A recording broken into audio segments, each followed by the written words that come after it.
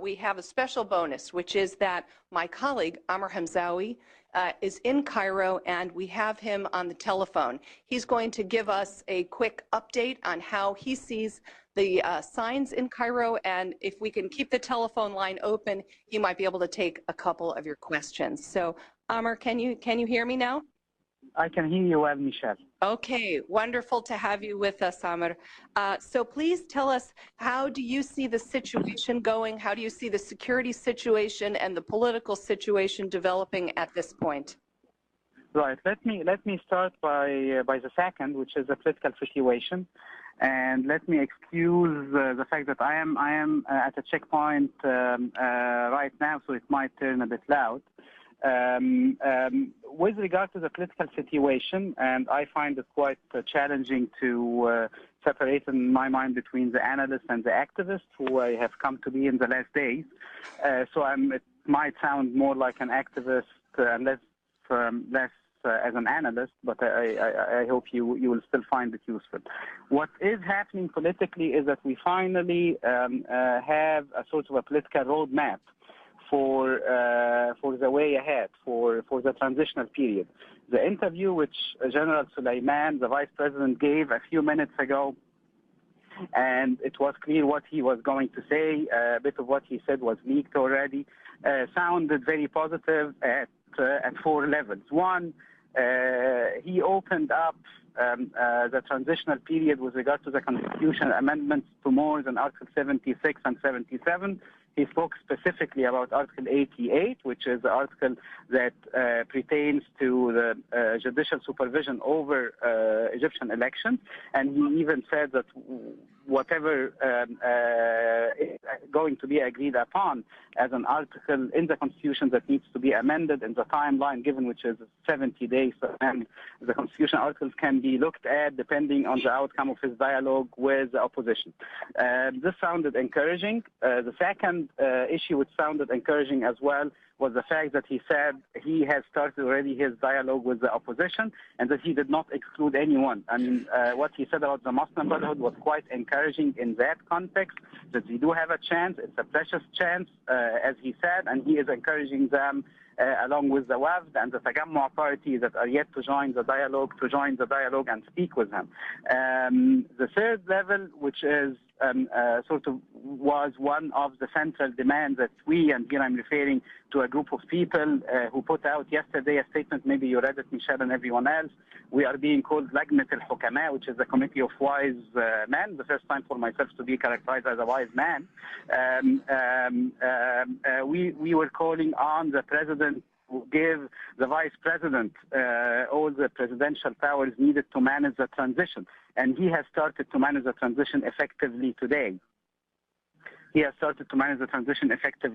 It's what he said. So we are seeing a delegation, even without an announcement of presidential powers, to Vice President Suleiman to manage the transitional period.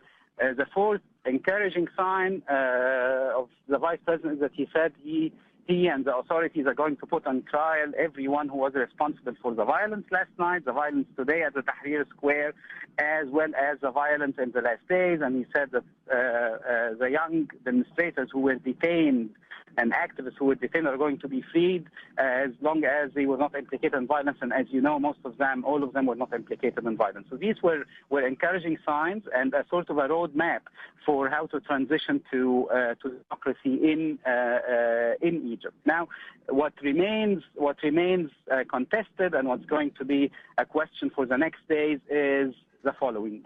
Number one, one of our demands and other people's demands were to dissolve the parliament, which was its 2 chambers, outcome of rigged elections. And General Suleiman said, and he had an argument about the timeline, that if you dissolve the parliament, you will not have enough time to amend the constitution. He said, let's amend the constitution, get it right for the presidential elections. He assured everyone that the democratic demands of the young movements as well as the opposition parties will be respected. Let's get them amended with this current parliament and see what will come next. This is going to be an issue of contestation, probably part of the dialogue which he has with parties as well as with personalities like the group which put out the statement I am referring to. The second point of contestation is basically to end, which we demanded particular Armenia has worked to end the violence immediately against activists as well as against demonstrators in Cairo and other places across the nation. And he has promised to end the violence immediately and made it very clear that this was not the responsibility of state institutions or state authorities, but drug elements apparently within the security apparatus. He referred even to businessmen, corrupt businessmen, and so on and so forth. But the end of violence is key. The third issue is that he is asking everyone to stop demonstrating, free at Tahrir Square, and of course refrain from staging a massive demonstration tomorrow.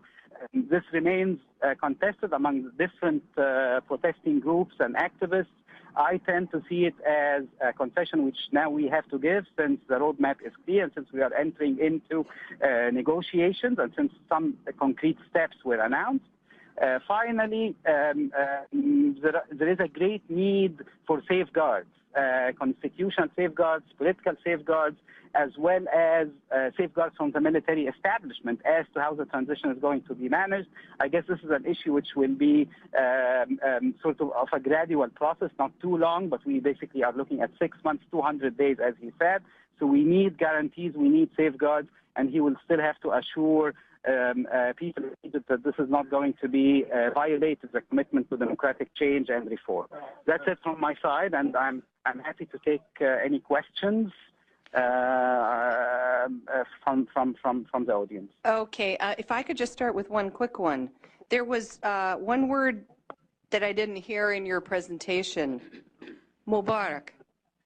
What's the deal? What's Suleiman offering here in terms of, does Mubarak continue to be there during this 200-day transition or not? Yes, well, the agreement, Michelle, and the consensus, and I'm not sure about the Muslim Brotherhood, and I'm not sure about Al-Baradei, but other groups as well as independent personalities have agreed on the following formula, which is President Mubarak is going to stay in office as more or less, quote-unquote, a honorary president. He will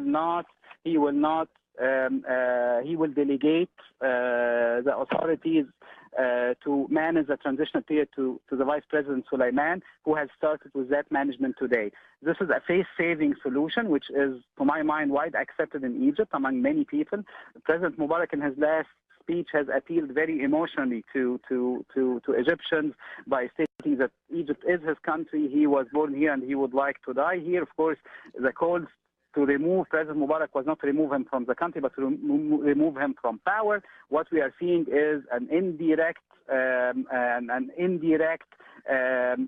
application of that by giving Vice President Suleiman the authorities to manage the transitional period. I guess this is an issue which will remain contested among some groups. I myself don't see it as problematic, and I see it as a face-saving strategy which we need to manage a safe transition to democracy. We cannot go on with the violence and the chaos which we had, and the rogue elements, be it in the NDP or in the security apparatus, need to be brought under control. People are terrified, are running out of food, are running out of oil, of gasoline, and so on and so forth. So it's a compromise, and I guess it satisfies many people, and I am one of them. Okay, Amr, thank you very much.